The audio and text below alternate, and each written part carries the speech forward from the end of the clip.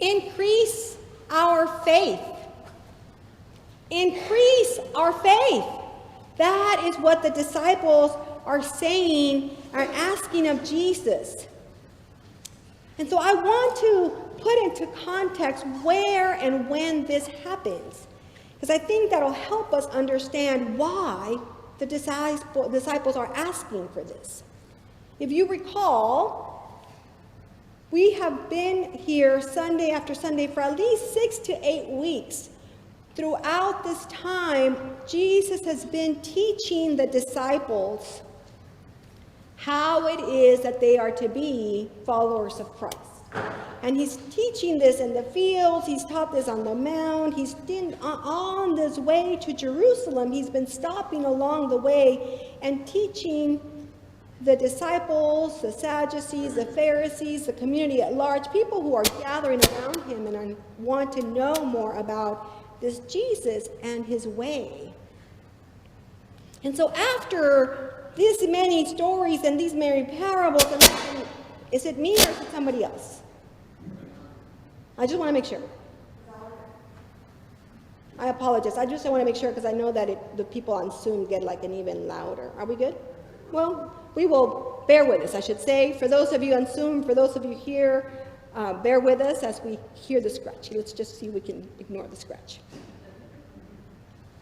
And so they've been hearing in these teachings of Jesus, and I think they just got to the point because he's been saying you've got to be nice, you've got to forgive, you've got to give, you've got to help the poor, you've got to not be so caught up with money, you've got to be not so caught up with money, you've got to be caught up with someone not with money, don't worry about the power, over and over. And they're like, okay, all right, how are we going to do this?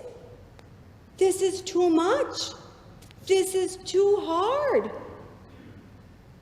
The bar is just too high. I know, we just need a little more faith. How about you give us more faith and then we'll be able to do this? And Jesus says, no.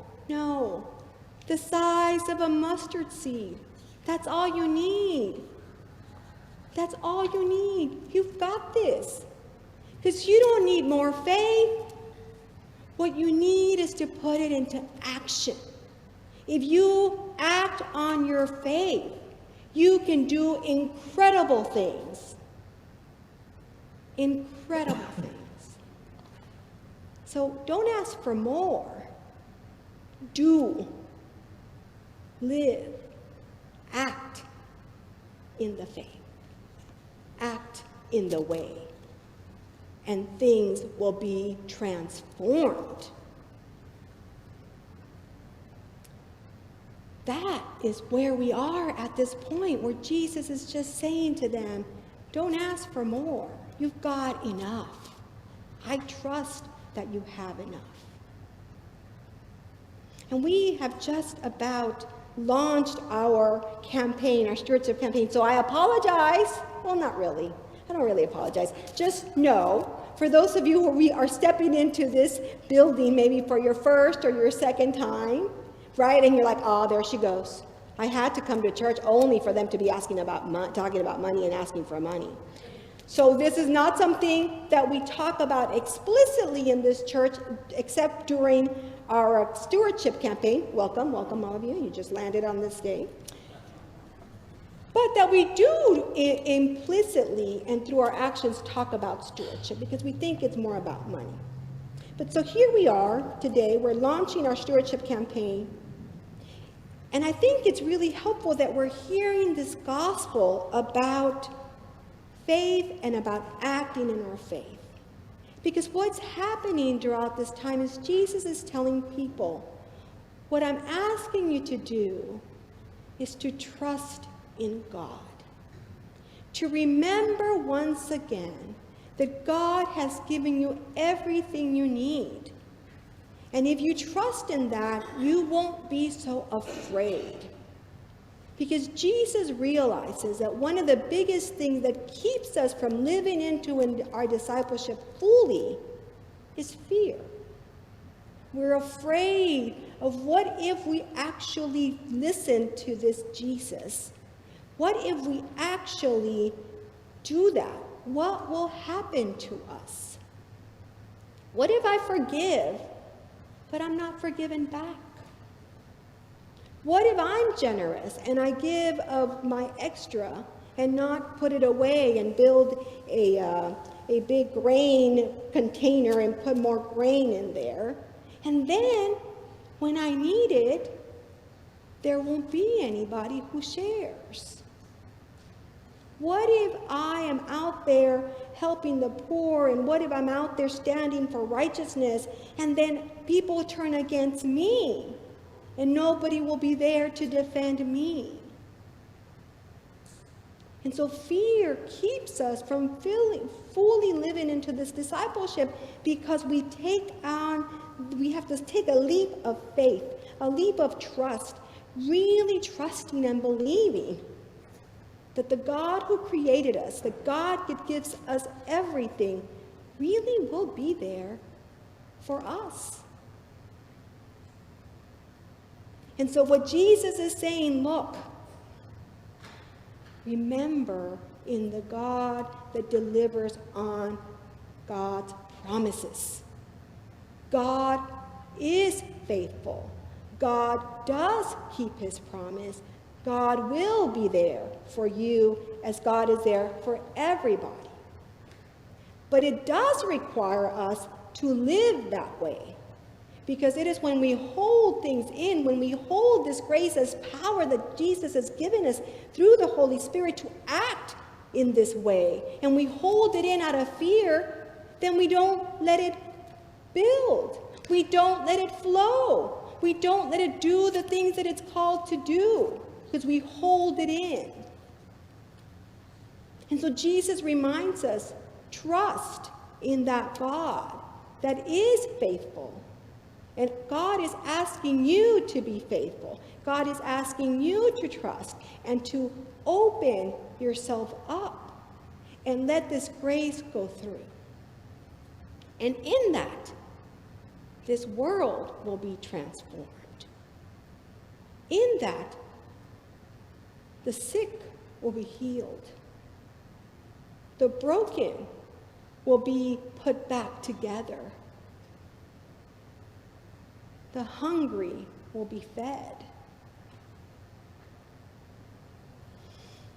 And so that is our call. That is our call. And really recognizing that this is not easy. But when we're willing to, in this journey, step by step by step by step by step, get closer, go deeper into this life, then our lives will also be transformed. So I want to point out, because there is a section in this gospel that can be really upsetting, and I don't want to ignore it.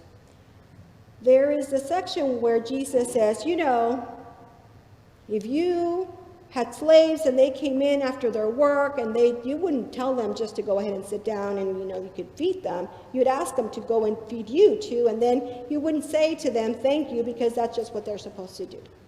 Again, all of this is contextual. And so I think I want to be really clear that this is not, the church should not use these language and not recognize that in our contemporary life, there have been really, really bad things that have happened to people who have been enslaved in our country. But what I want to offer to you, if you can open your heart and your mind to listening to this in a way that what Jesus is saying is, we are called to live in a particular way. We are called to be particular people.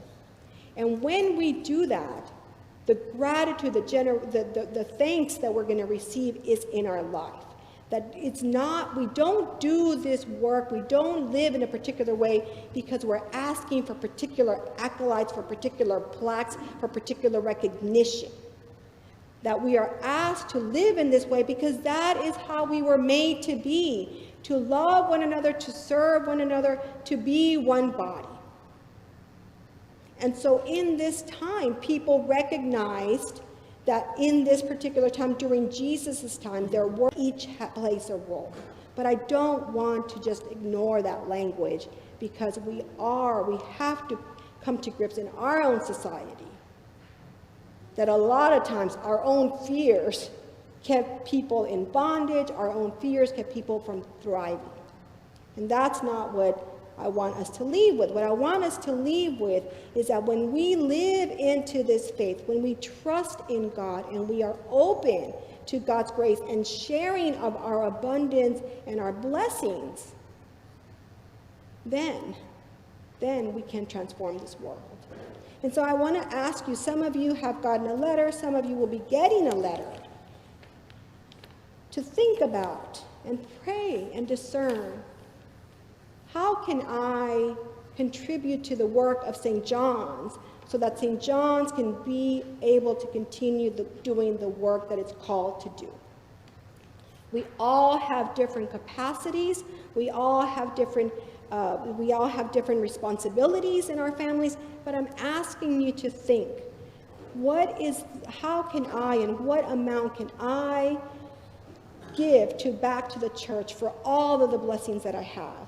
That letter would be coming in a couple of weeks, and we're not going to ask you to turn it in right away, but to really think about, to really pray on this before you do this.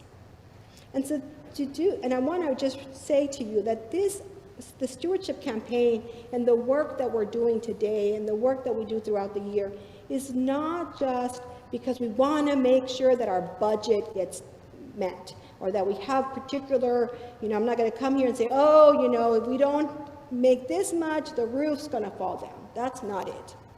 Stewardship campaign's primary role and goal is that all of us are able to take this time to discern, how am I growing in my discipleship? How am I growing in my love for neighbor and for God? And one way to show that is through our generosity. And so that is really the focus of our stewardship campaign. It is important for us to meet budget and all that kinds of things. But most importantly, it is important for us to grow in our discipleship, that it makes us different people, that it makes us better people. It makes us the people that God sees when God sees each one of us. That's what I'm asking you to do. And know that this congregation, because it wants to model good stewardship, it wants to model generosity, the funds that have come into this congregation have not just stayed here. They have been, thousands of dollars have been shared with our community through rental assistance, through partnering with Mobile Lawson's Fishes, through partnering with Foundations Communities, through partnering with Refugee Center, RTS, Refugee Services of Texas. Thousands of dollars have been we partnered with them and shared of our blessings with those organizations, because we know that there's great need out there. And so that we want not to be afraid and not to put it in our big bin with our grain and just keep putting it in the grain because we're afraid that maybe there will not be enough. No, we want to demonstrate that there's always enough.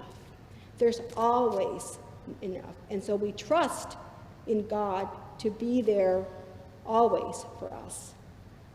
And so I offer you the prayer to think, to pray, to discern. Where am I, and where would I like to be in my discipleship as I grow in my generosity? Amen. Amen.